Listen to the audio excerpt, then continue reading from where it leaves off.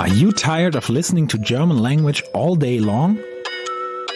Don't you just want to get your news and topics presented in English, even though you live in Germany? Then here's your solution. Elephant in the Room, an English radio show where we discuss things that people tend to ignore. Tune in on Color Radio on 99.3 and 98.4 every second and fourth Monday of the month. Elephant in the Room, a radio show by the Black Rose Radio Collective from Dresden. Hate Mondays. Be organized. Stay cool.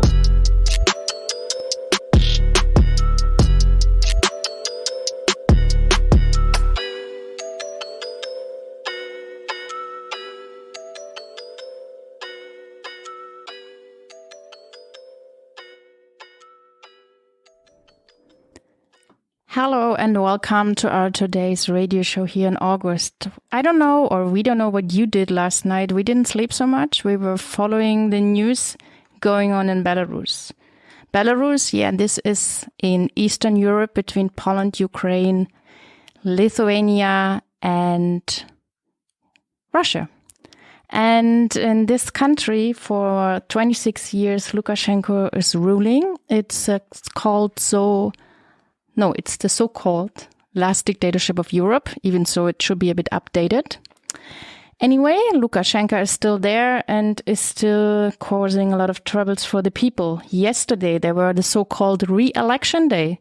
So yes, as it said, he would like to be re-elected, and this basically happened, at least in his perspective. But this time, people went, like other times, to the streets. And this is what we would like to focus on today. As you might know, if you check the internet, in whole Belarus, the internet is shut down. So it's hard to get direct connection to the people apart from the phone. That's why we have an interview partner today here from Belarus, who is not exactly right now in Belarus. Hey, welcome. Hello. And we would like to start. I wonder, the president candidate, Svetlana Tikhanovskaya, this is the one who eventually won over Lukashenko, said at her first press conference that a first victory actually is that the people overcome their lethargy and their apolitical perspectives. Could you frame for us this statement a little bit? Well, that's a really huge frame that we have to take. I think it all starts with, I don't know actually where to start, but I would start really easily with beginning of 2020.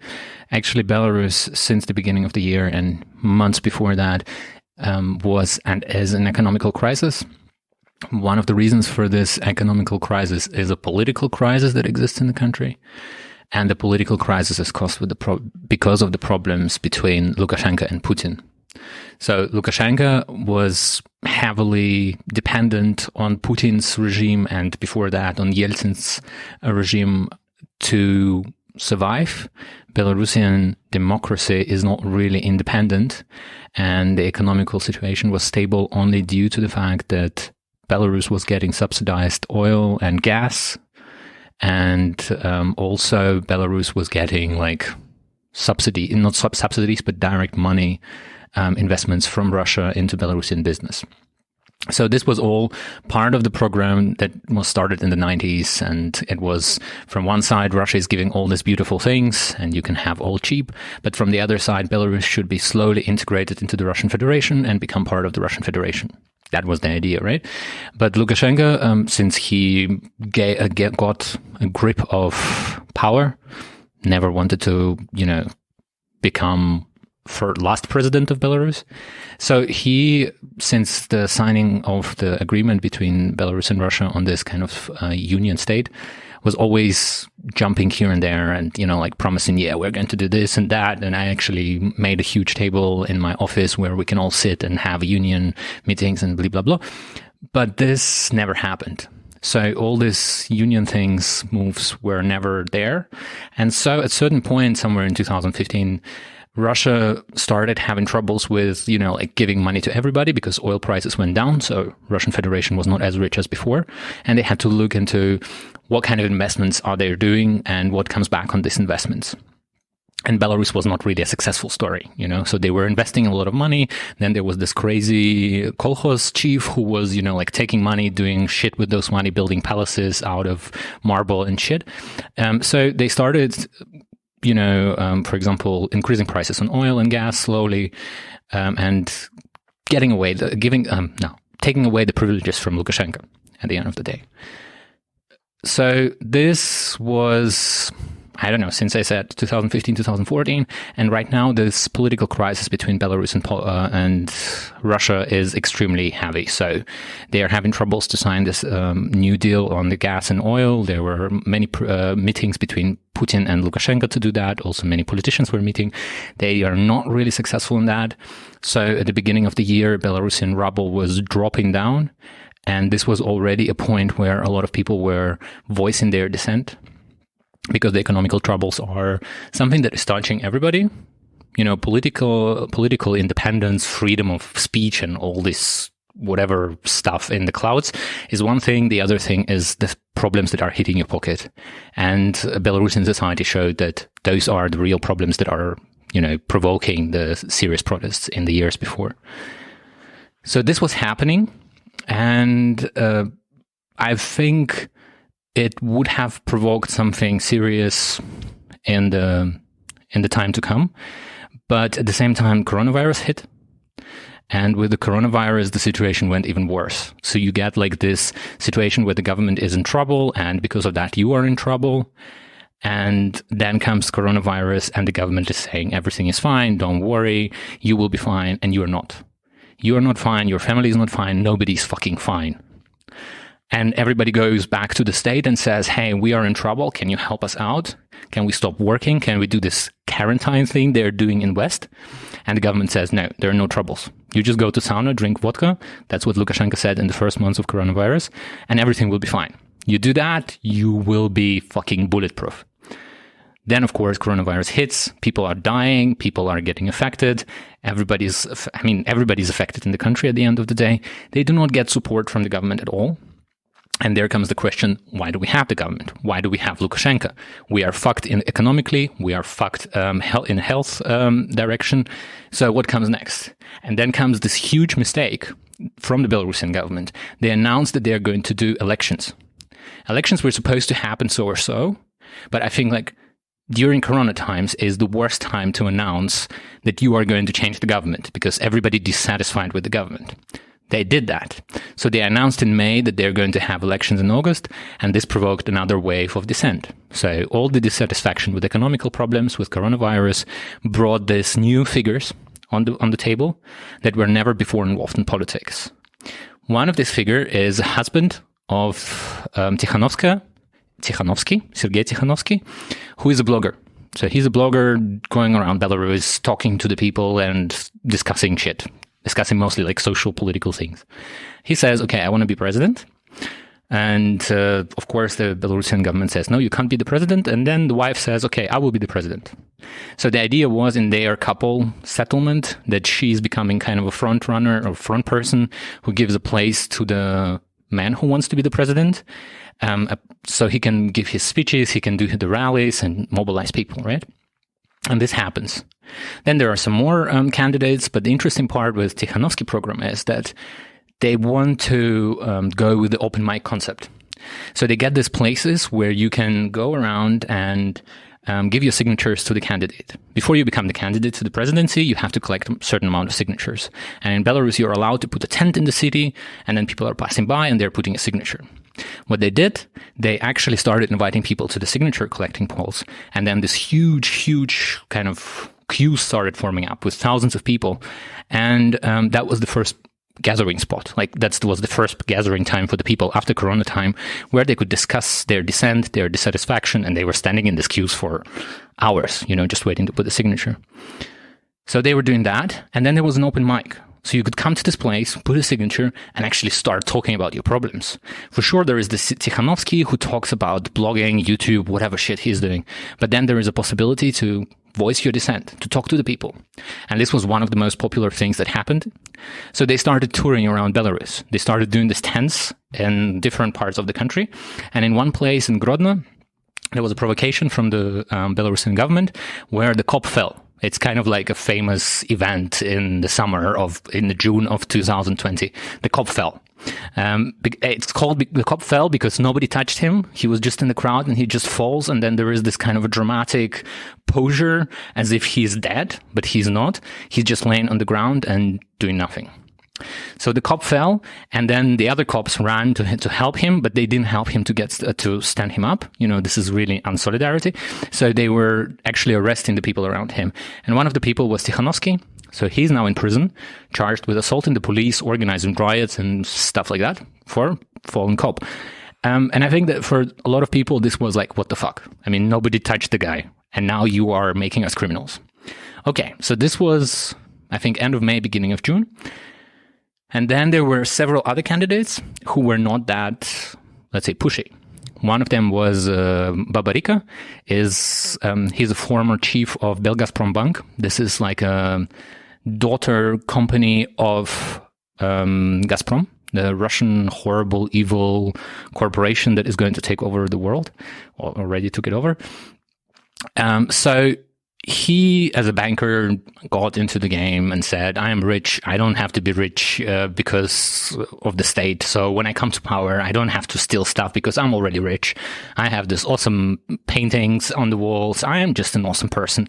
And I think a lot of people actually bought this kind of like moderate opposition. He was not a political figure. He was just saying, I'm just a cool guy. I just know how to run a bank, so I think I know how to run the country. And he got a lot of support. He was not organizing any meetings. He was not organizing on the street at all. But at a certain point, Lukashenko noticed, okay, this is also getting out of hand. He's like becoming too big. He actually said something wrong about me, so let's arrest him. He's getting arrested. His whole fucking surrounding is getting arrested. The whole fucking Belgazprom bank is like getting raided, arrested. Cops are stealing. I mean, this is the best time, I think, to be a Belarusian cop. They stole like millions of dollars during the raids. They just disappeared. I mean, never appeared on the paper. And the guy ends up in KGB prison. I think around maybe 10 people around him who were also active in the bank are also now in prison, and they're charged with corruption. Of course, corruption is the easiest thing, and the Belarusian government thinks, okay, I mean, nobody likes corruption. Nobody likes corrupted politicians. So he's in prison, and they are doing this campaign to discredit him and discredit all the shit that is going on in Belarus, and they fail. They fail completely because eventually nobody believes the government for a really long time. And what happens next comes Tikhanovskaya. She's nobody. She's not a politician. She never was a politician. She's not in any oppositional party. She's not in any oppositional movement. She just comes and says, hey, my husband got arrested. I'm not a politician. I don't want shit. I don't want to become a president. But if you elect me, I'm going to do the next elections. So you elect me, in a couple of months we get new elections, we get proper elections without Lukashenko. We force Lukashenko to cut his mustache, which was not part of his program, but I think it would be really popular. So, and that unites everybody. It's not a complicated political system. She's not neoliberal, she's not left, she's not socialist, she's nobody in sense of political terminology. She doesn't want anything. She just wants her husband out of prison and want fair elections. Makes sense, right? And she goes around touring around Belarus, and she gathers thousands and thousands of people. In Minsk, she gets 50,000. In Brest, she gets 8,000. In Baranovichi, which is like Baranovichi, it's not such a huge city.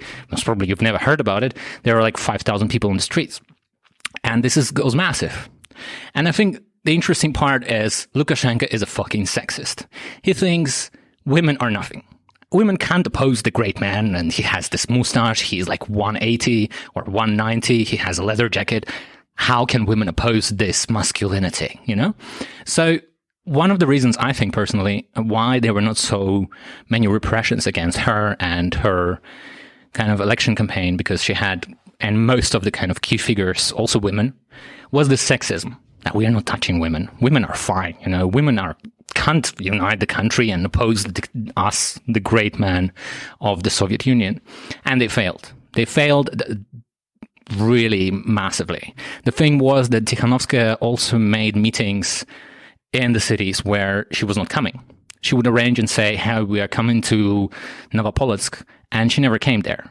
But there is a place where people can come. There is a stage, there is a microphone, and it goes like hell. People are coming, start talking. They're talking to each other. They're talking what the fuck is going on in this country.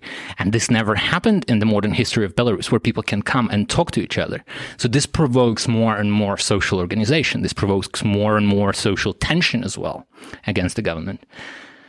And at a certain point, Belarusian state figures this out. Like, what the fuck? This is big. The certain point is 3 days before elections. They are planning to have a massive demonstration in Minsk, and they are saying they start playing a stupid idiot or whatever, the fool game, right? They're saying no meetings are banned, but all the spots in the city are occupied by our state events. So they start organizing some public events that never happened, or accidentally there is a road work, or they're repairing a park and shit like that. This is also angers a lot of people, because at the end of the day, if somebody tells you an argument in your conversation and you both know that this is not true, this is all bullshit, then you start disrespecting the other person. And I think a lot of people also felt like that. So at the end of the day, this is how it was piling up. This dissatisfaction with economics, dissatisfaction with social problems, with health problems, turned people to politics, but not to the kind of politics where people would go and say, "Oh, I'm joining this political party," or "I'm joining this political party," but more like, "Okay, we are fucking fed up and we want to get rid of you.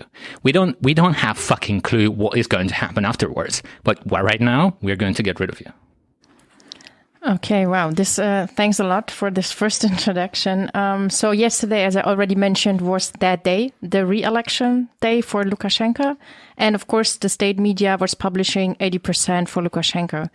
Somehow it appeared that all the exit polls abroad were actually showing opposite results, means kind of more than 70% for Tikhanovskaya. And during, I think, the evening, also polling stations were eventually not following the state lines, rather than publishing first time for years the real results of the election. So what actually happened yesterday after closing the polling stations in Belarus? Before answering that, I would go back again, because it's always nice to go back. This is the 6 elections in the history of the Republic of Belarus. Before that, there were elections in the Soviet Union where it was just one candidate. It was really easy. You don't have to go around the list. And the thing with the elections is that if you are forging them, then you need consolidation of power. So if you are saying there is 80%, then everybody should be like saying, yes, it's 80%, it's going to work. And in the last 4 elections that Lukashenko, let's say, won officially, that was the case. So the elections are happening. There is a day of election. Everybody goes to vote, or nobody goes to vote, but they say everybody went. And then they say, okay, so and so many percent voted for Lukashenko, so and so many percent voted for his opponents. That's it. Nothing else happens. Maybe there is like 3 people who made a picture that they didn't vote for Lukashenko, and that was the game in the last years.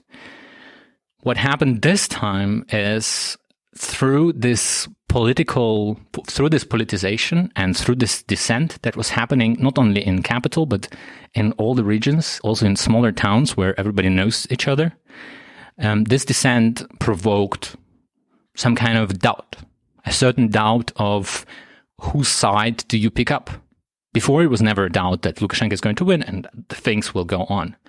But with the momentum that is existing right now, there is a question, okay, which side am I going to be tomorrow morally acceptable, to be able to look into the eyes of my friends, relatives, whatever, and say, oh, I did the right thing. And as a result of that, not so many, but some election polling stations or election stations where you go and give your vote actually reported real results. They published it on the piece of paper and they hang it in the window. And that was like, what the fuck? Like nobody expected that people would get real results. And then on top of that, the election committees in embassies started reporting the real results. But there the situation is a little bit different because there were organized groups that were standing in front of the embassies and were asking everybody, who did you vote? And there were not so many people who would say, okay, I'm not going to tell you because I voted for someone but Lukashenko. Everybody's transparent that they are voting against the fucking dictator. So in that sense, it would be really embarrassing for the embassies to release another statistic than the, let's say, unofficial elections that were happening at the doors of the embassies. Might be that reason. Also, sometimes embassies are more liberal places because they're, going to the German cafes or in London visiting some whatever shit they're visiting. So this can be also a result that they're politically a little bit more in dissent with Minsk than the real situation. Because, for example, in Russia, in Moscow, thousands of people didn't manage to vote. It was closed before, and they were super slow. They were allowing maybe 1-2 people per hour, and this was like a farce.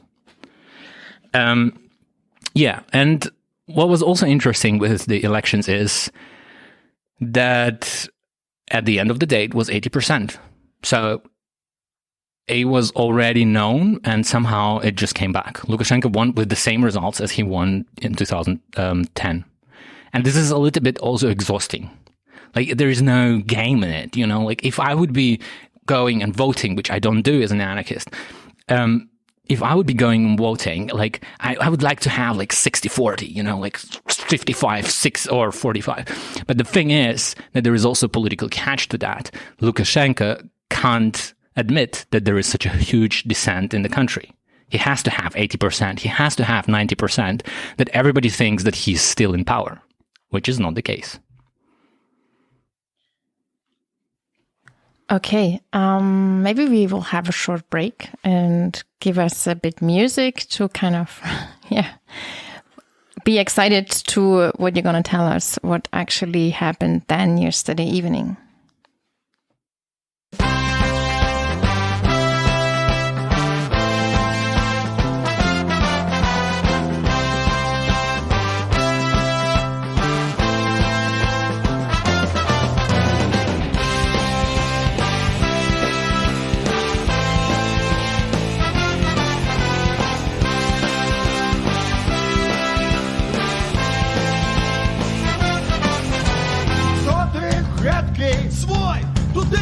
Чого хочеш долі, лепшай, якої долі, хліба, солі, чого волі, землі, волі, хліба, солі, землі, волі, хліба, солі, землі, волі. Я народився своєї вёсы, я хрестился при дорожце, чем отвенчан кровью, потом, чем быть хочешь, не быть скотом, кровью, потом, не быть скотом, кровью, потом, не быть скотом.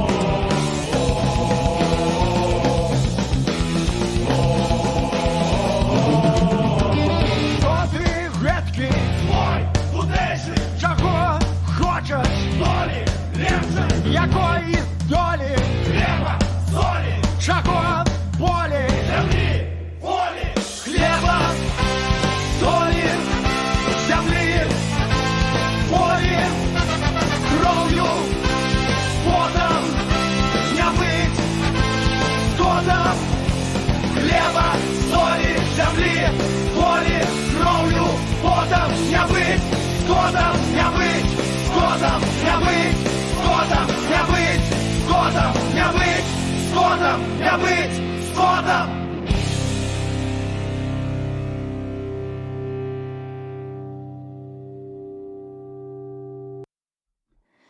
So we are back here, and today we're talking about Belarus. We already heard a lot about the political framing, how the re-election day was kind of set up, and what are actually the developments which lead to all the things happening yesterday. I imagine that with all the developments you were actually describing that were, and you mentioned already, repression. Maybe you can give us a bit more like an overview about what kind of repression happened apart from the candidates you were already mentioning. Okay, so one of the first, I think, biggest repressions was this arrest of the election campaigners and bloggers in May 2020. In March, during Corona times, they were also arresting a lot of bloggers. I think altogether people spent 250 days in jail. I think 15, 20 people for whatever shit. I mean, they're making up things. They don't need legal frame to put you in jail for 15, 20 days. And then when this banker, this Babarika, got arrested and then not accepted into the election race, there was a huge demonstration in Minsk and smaller demonstrations in the cities, which actually provoked the first clashes in the city. This was in July, I believe, and it was a usual, normal Belarusian political day. So the people are standing on the streets, the cops are jumping in plain clothes out of the cars, dragging some people back into the cars, driving them to the police station. People are going for 15 days in jail. This kind of routine exists in the Belarusian politics for years and years and years, that there are like the small punishments which are resulting in the bigger problems. You get out of jail, you lose your job, you can lose your studying place, and so on and so forth. However, what happened is, I think first time also since quite a while, is that people started fighting back. So there are these groups of people, 10, 20 riot cops that are jumping off the cars. They're not like full gear cops, robocops like in Germany or anywhere else. They are like in t-shirts and in the sport pants, and they're just running around. And, you know, the riot cops in West are having all this power, not because they're such a powerful people, but because they're fucking robocops. They're covered all around. It's really hard to kind of, you know, push the person or something like that. Without that protection, Belarusian cops were like open. So people just started beating them up. They were people who just ran into the cop, you know, like jump and smash the cop's head against the tree, or not a tree, but against the ground. And this was something unexpected for both sides. It was not only something unexpected for us when the people are protesting and then suddenly they start de-arresting their fellow human beings, but also the cops didn't have this. The last riots that were happening in Belarus against the dictatorship were at the end of the 90s, at the beginning of 2000s. And back then, it was also not such a high level of confrontation. So now the generations of the riot cops that are working in the forces do not have any experience so far of confrontation with the police or the people. Anything that happens, you go and spit to the cop, they don't know what to do. I mean, of course they know. They try to arrest you, they try to beat you up, but they don't know what to do if you are resisting. If you are resisting in the bigger amounts, this is like lost cause. And that was the case. People were de-arresting each other. The cops were running away. The cops were like driving away because of their like fear of this shock, the first shock of like experience. I mean, let's make it really poetic. The first experience of the police officers of the power of the people, right? And that was the case. And since then, the situation was escalating in the sense that the people understood that they have power. There is a certain let's say, how would you say? There is a certain point how the police exists, and one of it is mythology. That the police forces are incredibly strong, that they are invulnerable to anybody, to anything, and this myth was broken.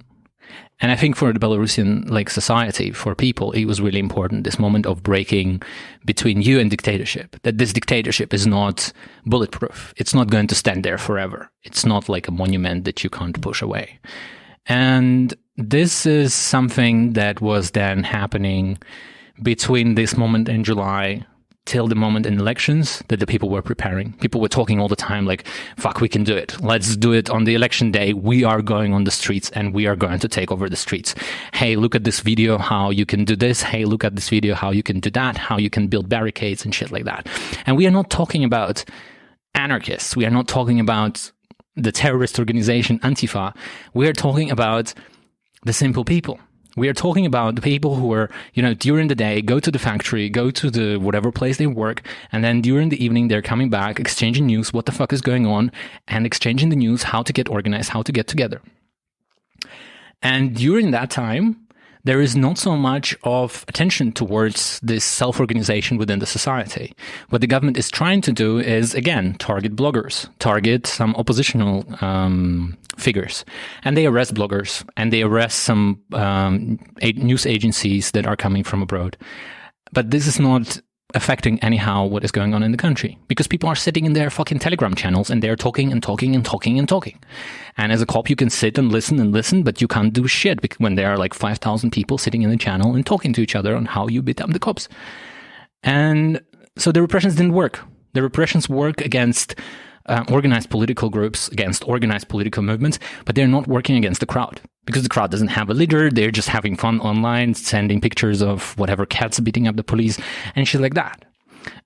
So that was happening, as I said, between July and the day of elections. And then there were certain steps by the government to prevent anything happening. So on Saturday, the elections were yesterday was Sunday, the day before yesterday, the government started collecting forces from all around the country in Minsk. Because traditionally, Minsk as a capital was the place of hotspot. Everybody goes from the regions into the Minsk, and then we have the day X, and then we are fucked, and we go back home, and end of story. This shows that whether the Belarusian government is sabotaged from within, or they don't have any fucking clue, but it was clear for a really long time that the people in the regions will stay in the regions. There were no calls, hey, let's go together in one spot and then get surrounded by the cops and sit on the ground and wait till the dictatorship leaves. No, people were saying, I'm staying in Baranovice, I'm staying in Brest, I'm staying in Grodno, and I'm going to rock my city.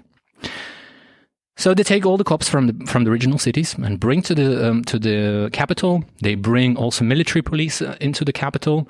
And by the day of elections, so at the morning of elections, Sunday, the Minsk is surrounded by like a military jeeps. The ones you see from US, these Hummers or whatever. The Belarusians have the Russian version of it, which is bigger and cooler and stronger.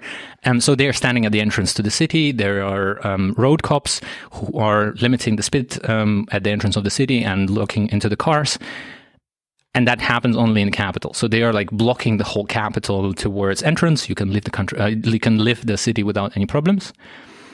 And they are detaining some people, but things are moving. And then what is happening during the day as well is the riot cops are driving in their Volkswagen vans, thanks Germans for sponsoring the Belarusian dictatorship. Moment of advertisement. In their Volkswagen vans, and they are arresting some random people who are standing, for example, in election queues or trying to observe what is happening at the election polls. Or whatever. They were arresting, for example, Russian journalists. Even fucking hell, this was craziest shit I've ever read. They arrested journalists of Russia Today. It that shit. I mean, how crazy the problems between Putin and Lukashenko are that the Russia Today journalists are getting arrested in Minsk. This is like the craziest shit that happened during these elections, before the elections. I mean, they already had this kind of conflict with the soldiers. They were the Russian soldiers they were arresting, actually. Yes, but this was like, this is not the soldiers that are connected with the Belarusian, with the Russian government. They are like private soldiers. Anyway, so they were arresting journalists, they were arresting, and there is this atmosphere of terror. So they are arresting everybody. They're arresting people, dogs, I don't know. Yeah.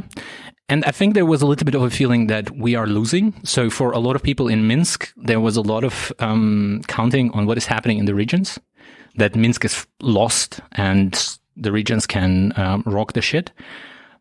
But the repressions didn't work out. people went on the streets. There were thousands of people on the streets.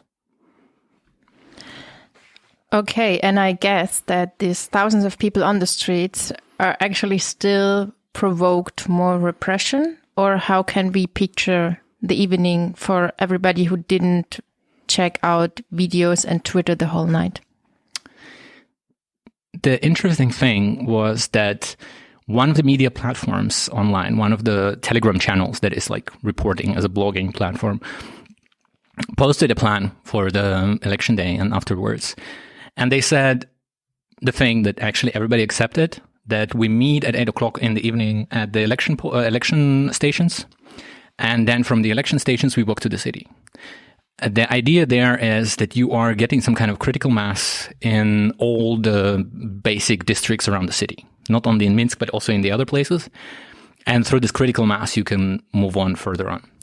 So this is what happened. A lot of people met at the polling stations, and this was extremely hard to control for the police because there are fucking a lot of these schools where you can elect Lukashenko. So people met there and started walking into the city. One of the ways to prevent that happening was to actually block metro, for example, or block the public transport, which was also a total failure because, well, some of the public transport was still working. I mean, they didn't do it. I mean, that's another thing.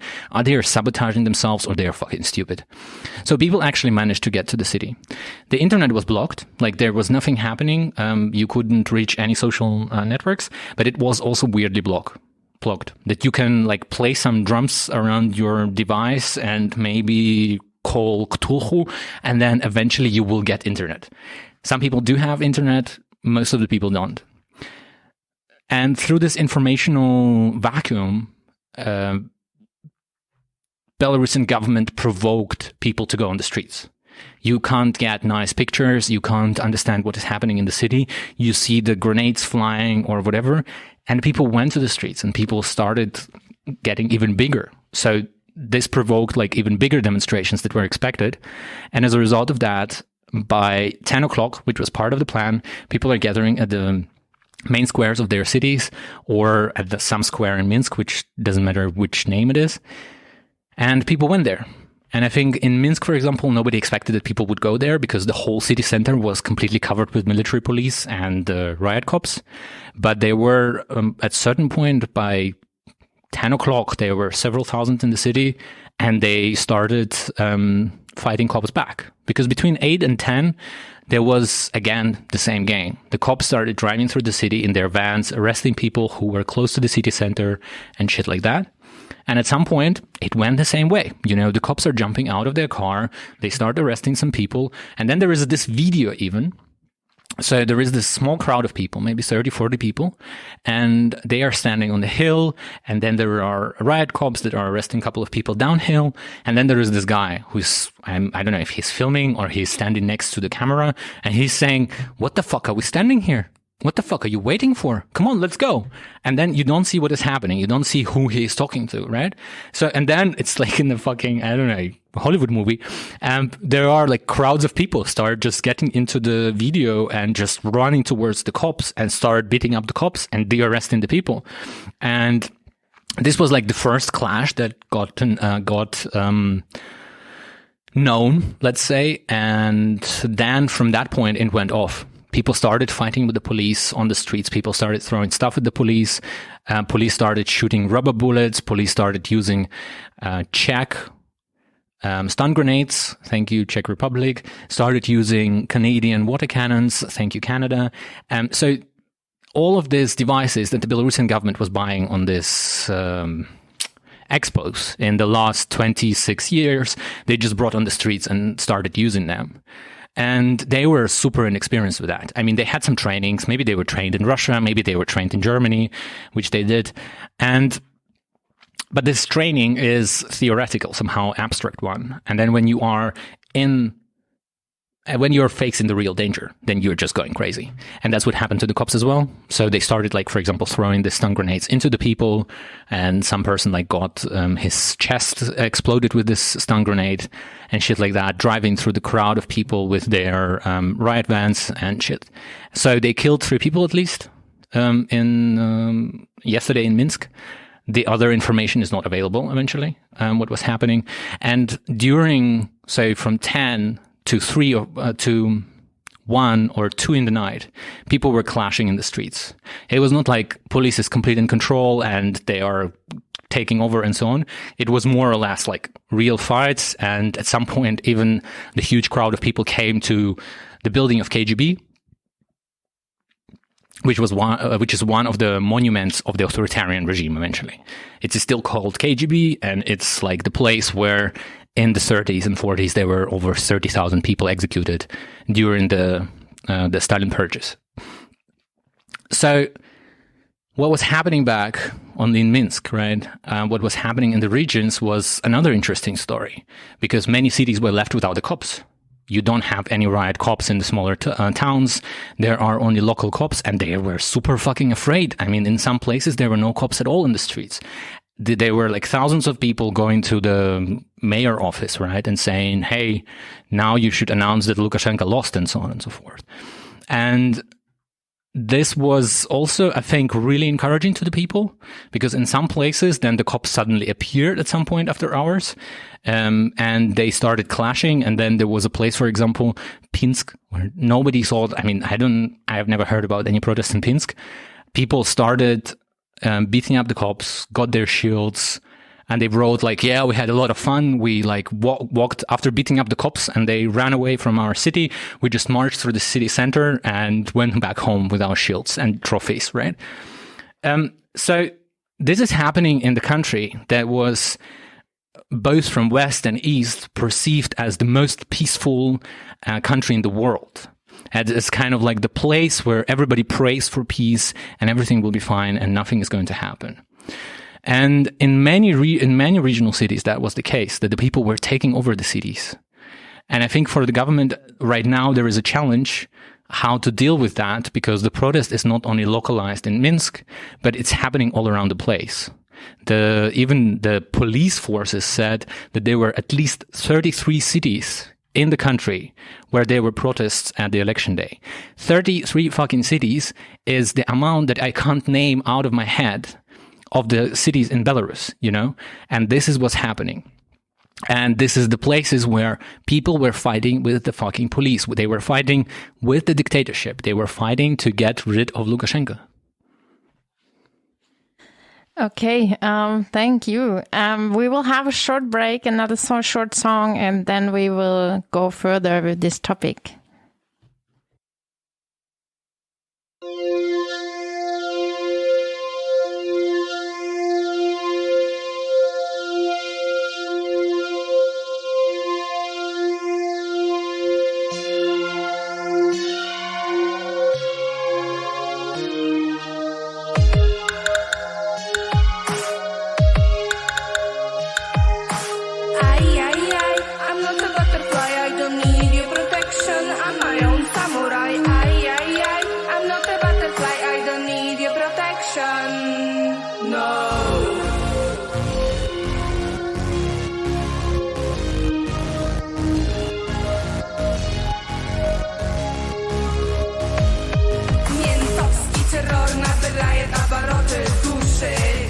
Желание свободы, система укрепляет пятнистую кашу.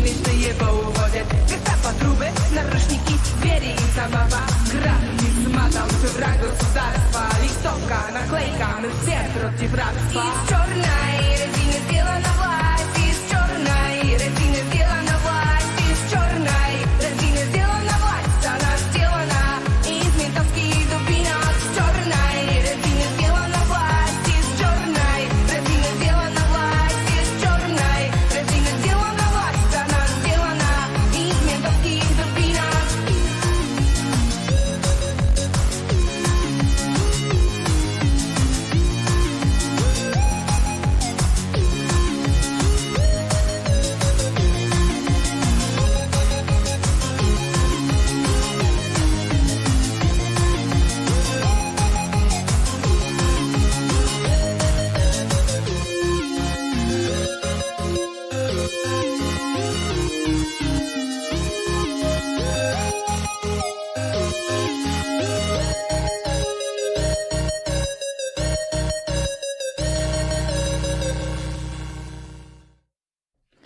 Okay, and we're back. We're talking today about Belarus, the re-election day yesterday, which failed completely for Lukashenko.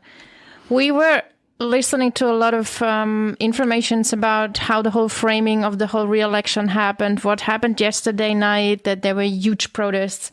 There were several thousands, up to 10,000 people gathering. It were huge crowds, really kind of determined how people kind of went in the clashes, went also just to the streets. It was impressive pictures you could see because people all had their smartphones and they switched the lights on.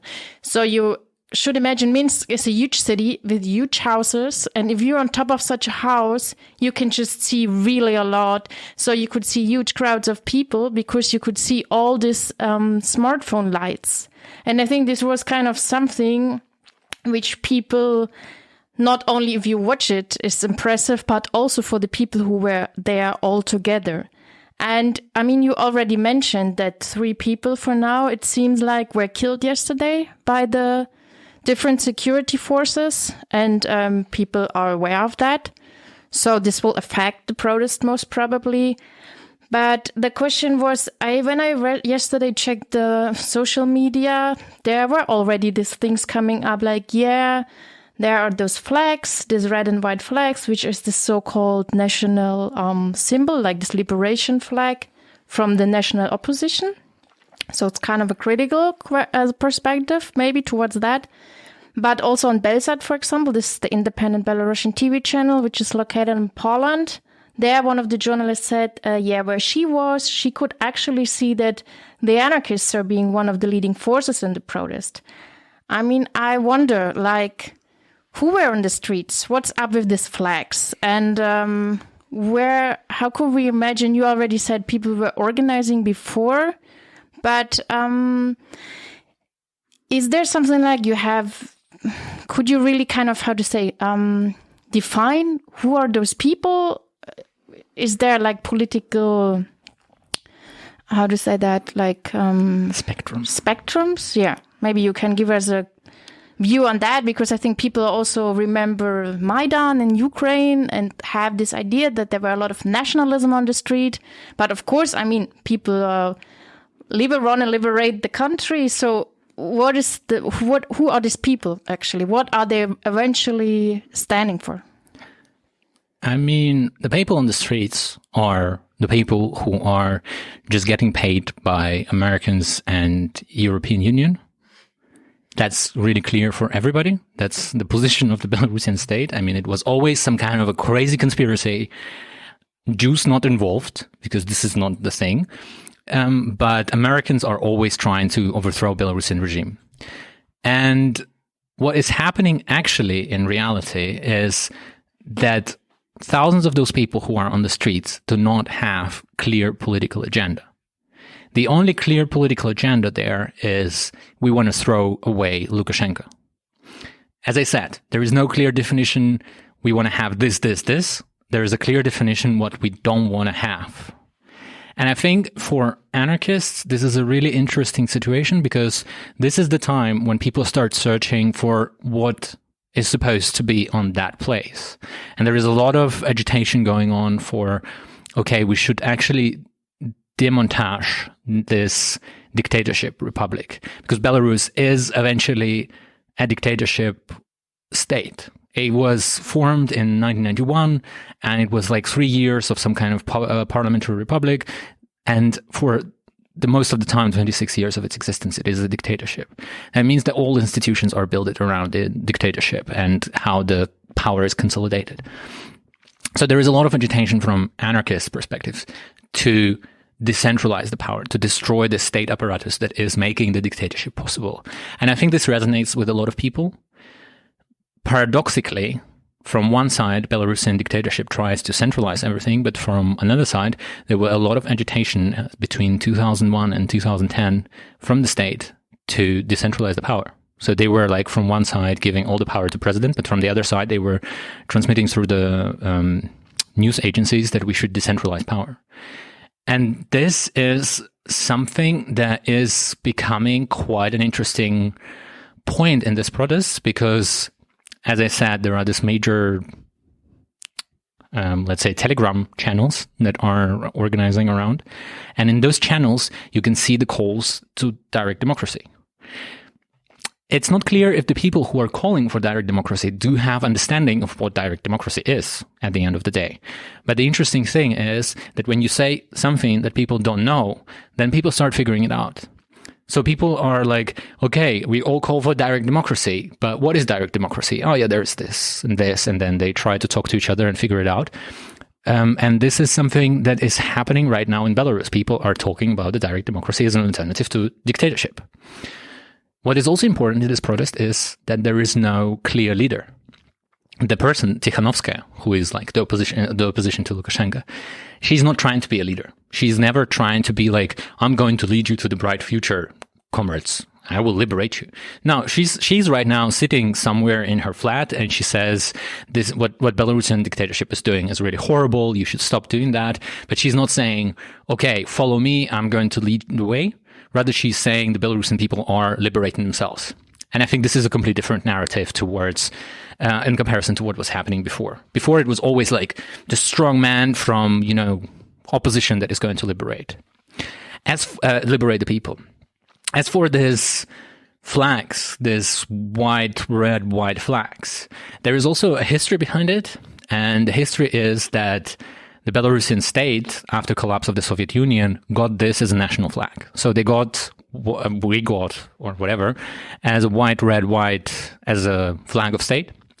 And this was some kind of a symbol of liberation from the Soviet dictatorship. And then came the point that Lukashenko came back to power. And one of the first things that he did is changed back the flag to the Soviet one. He removed the hammer and sickle, really progressive move. But the flag of the Belarusian state right now is the flag of the Belarusian Soviet Socialist Republic with a little bit of modification. And this flag is associated directly with Lukashenko and with his dictatorship. So for a lot of people who are statists, but they do not want to support the Belarusian dictatorship, this white, red, white flag is the symbol of Belarusian state. That means that those people are just not anarchists. They are not people who are standing against the state apparatus. A lot of people who are wearing those flags are not crazy nationalists who are going to cut your head because you are a foreigner and shit like that. No, those are the people who are educated in a certain way, and that's it. I think it's important to compare Ukraine and Belarus also in one another way, is that Ukraine had traditionally really strong nationalistic movement, also Nazi movement that was really hardly connected with Russia. And in Belarus, this was never the case. So in Belarus, for example, anti-fascist movement didn't have such troubles like Russians or Ukrainians did. There were no stabbings, there were no people killed, there were no like highly traumatic situations. And this was happening also because the Belarusian state was fighting the Nazis and saw them as a threat for a really long time. As this is another interesting dynamic. If you're a nationalist and you're hanging with a moderate nationalist, you are still being repressed when moderate nationalists are being repressed. And this is like one extra step towards this political vacuum that exists.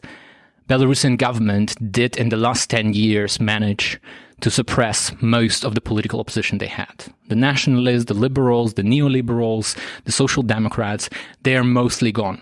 They do have some, let's say, political activists or politicians who are leading the party or whatever. They do not have any numbers on the streets. They do not have any numbers anywhere. And as a result of that, as the result of these repressions, Belarusian anarchists became one of the few forces on the streets that are still active. So anarchists are agitating, putting posters, doing leaflets, doing some illegal actions and stuff like that. And this is the situation where you have basically anarchists as the only kind of alternative to the dictatorship, a political alternative. And this leads to the point that the people are getting interested in that and are moving towards the anarchists. As for the role of the anarchists during the protests, there are certain groups that are affecting the protests, but the anarchist movement is really small. The repressions do happen against the anarchists. They're not as successful as the repressions against the, let's say, hierarchical structures. But at the same time, the anarchists are like maybe 100, 150 people in the whole country of 10 million. And this is not something that is going to, create now an anarchist commune and shit like that. But this is something that you can use to be part of the movement, with the political demands. And then people see, we want to have it, we don't want to have it, and shit like that. Okay, thanks a lot for this views on that question. Maybe shortly, because we don't have so much time anymore. What is to expect? What are the further steps? What happened already today? And what will happen more today? Because, yeah. So today we woke up to quite a big surprise that a lot of workers didn't go to the factories, or they did go to the factories and they are not working. Several major heavy industry factories are now shut down, and the Belarusian government is bringing cops there to kind of deal with the workers. I don't know how they are going to force them to work, or anyway, they don't have tradition of that also, like forcing workers with some whips or whatever. This is really old school. And the other things are happening that after this day of elections, now every day is supposed to be the protest day. At 19 o'clock, people are supposed to go on the streets and organize together with the other people in their cities and push further. And we will see what is going to happen. Yeah, maybe. I mean, I really fucking hope that this 26 years are going to be over and something fucking awesome is going to happen. And even more awesome than some petite bourgeois revolution. Maybe Belarusians are going to look at the Ukrainians and think, oh, you did some shit, your democracy is shit. And we have great anarchist, decentralized thing. And we are all happy and we are all singing whatever and baking bread and eating potatoes. Okay, thanks a lot. We do hope the best for sure, especially when it comes to the question to foreign forces who usually likes to interfere in this kind of conflicts. So we will see what's going to happen on that. The European Union, Russia question, we will see next days what's going to happen.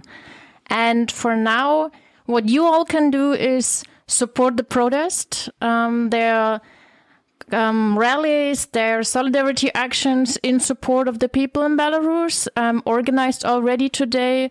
So join this, spread the word about what's going on, and follow the news on this question. Okay, thanks a lot that you were here today, and we see each other on the barricades. Channel Zero is a newly formed podcast network of several anarchist and anti-authoritarian podcasts across so-called North America. Our goal is to create an ever-growing platform to expand the reach of anarchist analysis into a larger and more public audience.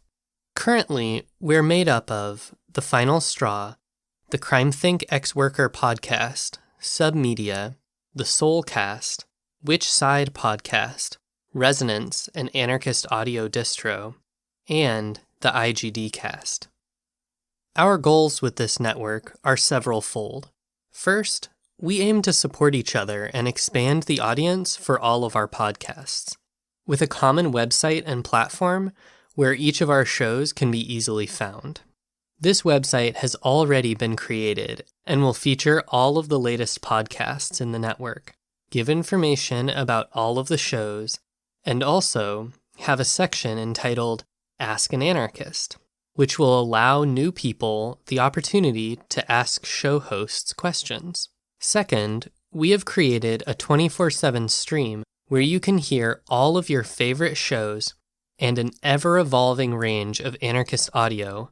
Walking to work and want to listen to a podcast? We got you. Staffing at the local info shop, radical bookstore, or community space? Just press play. Heading out for a long road trip to confront some fascists? Help support a picket? Or stop a pipeline? We know just the thing. Instead of turning on Pandora or Spotify, listen to us. Lastly, to make this a reality, we are also going to make an easy-to-use Channel Zero phone app. We live in an age where the power of mainstream media, historically aligned with neoliberalism and the Democratic Party, is falling. The gap that it is leaving is being filled by a host of other medias. While revolutionary anarchist media is growing in size, at the same time, so are our enemies on the far right. Creating engaging and exciting shows and podcasts is part of winning this battle. And in order to do that, we need exciting, beautiful, and engaging platforms, projects, and content. We are asking for your help in getting this off the ground.